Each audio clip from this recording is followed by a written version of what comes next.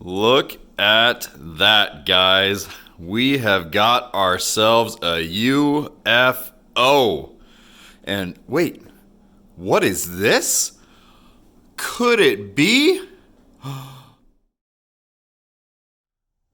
What's up, guys, and welcome back our YouTube fishing family to AF&S Outdoors. I'm Justin Lewis, and behind me is my Jason Mitchell Elite Series Thermal X 2-man ice shack. So if you have not checked out our other two videos, go do so, then come back and check out the finished product. But if you guys have already seen those videos, let's jump in and see how this thing has turned out. All right, so here's what she looks like as she sits. You can kind of see the rocker panel is glowing. I do have the electrical turned on to that, so we can go in here and start pressing some buttons. So let's go ahead and press the first one. And you can see that that turns on the overhead lights here in the Jason Mitchell and gives you guys a great look at this platform that we have built. And don't mind the fact that this seat does not have a cushion on it. I actually took it out.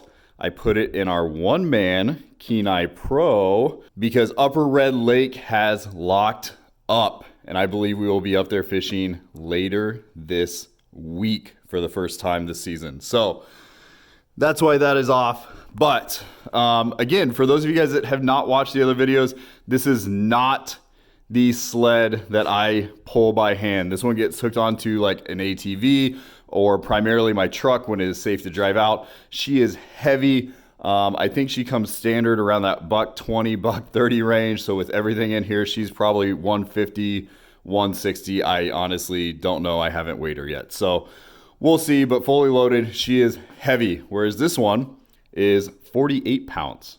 And with equipment and stuff in it, we don't even push really hardly that 70-pound mark. So let's take a look at some of these other buttons. So if I push button 2, we can see some lights kicked on. And again, that's why I like these acrylic plates. They let some of that ambient light come through.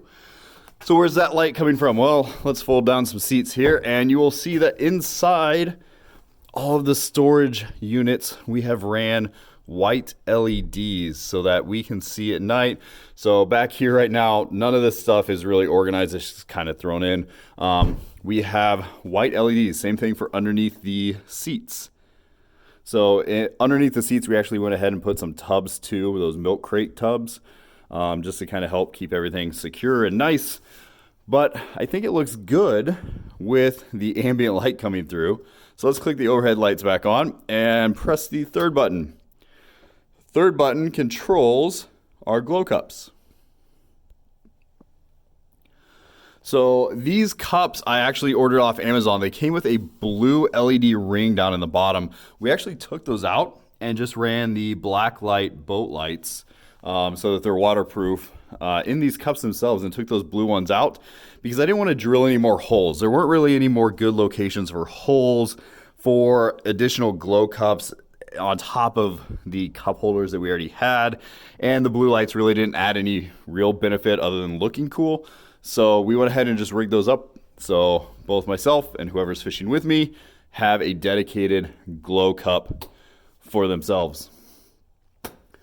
Last one, we just turned on switch 4. I'm going to turn off switch 1 and everything starts glowing blue. So along with those white lights, we have blue LEDs that run along every single compartment as well. And in the back tackle storage, those are acrylic too, so you can kind of see, or I'm sorry, no, those are actually plastic, but they are clear so that all the lights light them up too, so you can find everything that you're looking for. And in fact, let me just show you here so you can kind of see they're already glowing. But let's just hit the glow cup, set that on there for a second. And if you guys follow us on Snapchat or Instagram, you have already seen how well this works. But just a couple seconds and our jigs are glowing bright as all get out.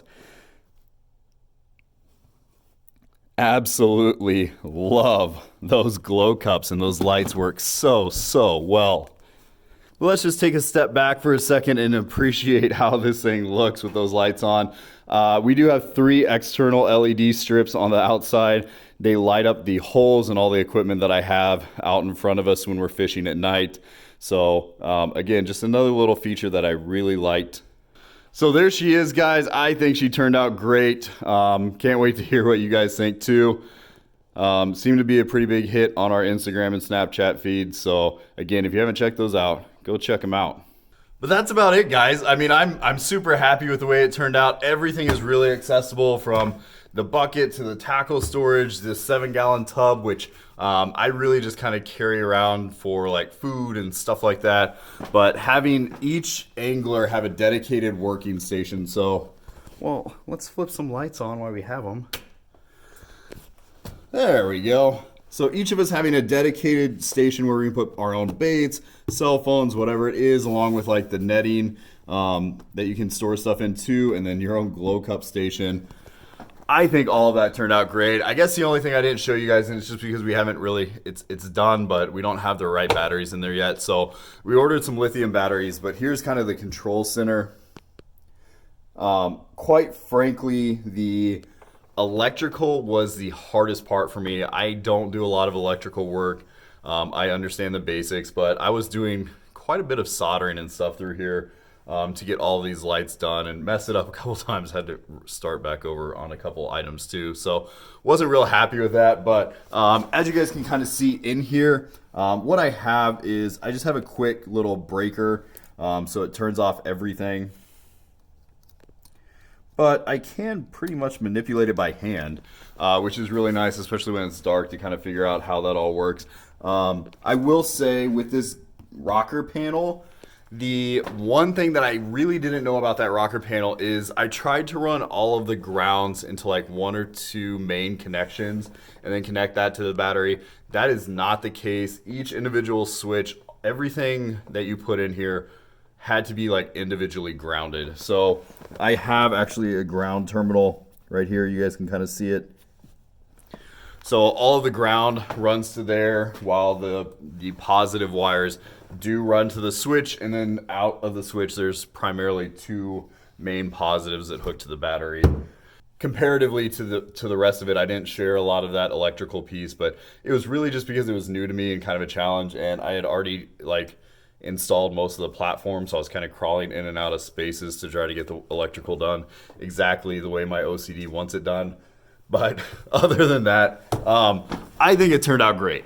So again, it's really not the practicality of it. I mean, the storage is going to be so much nicer. Everything's going to be organized. The lights are really nice to have, but it's more of a comfort and aesthetic thing. So I really like the way it turned out. It, again, it's not a light sled. It's not something I'm pulling by hand. That's kind of what everyone was talking about was in the comments was, why would you do that? It's just adding weight.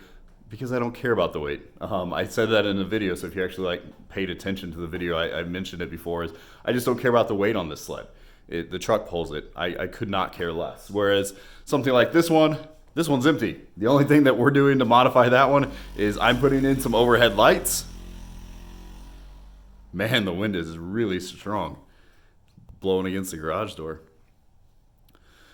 But on this one, I really do care. I really care about the weight on this one. This one comes stock at like 48 pounds. And I'll tell you right now, the only thing that I'm adding to it, I'm adding a battery tray and I'm adding some overhead lights. And I'm using the same white LEDs that we put in here. So I'm not adding any weight to that one at all, because that one I will be pulling by hand, at least until the ice is decent. So that's my run and gun shack. This one is not. This is my weekend hauler. We're going to go out. We're going to be sitting for a while. We're going to have some fun. So yeah, I think that's about it. Hopefully you guys enjoyed it. If you did, make sure you hit that like button. If you're new here, hit that subscribe button. Like I said, I think we're going to be walleye fishing on Upper Red this coming week. So make sure you hit subscribe. Don't miss out on any of that content. We actually have fishing content coming up after our little hiatus here. So as always, thanks for joining us. Make sure to hit us up on Instagram and Snapchat at AFNS Outdoors. I'm Justin Lewis. This is AFNS Outdoors. Until next time, guys, take care.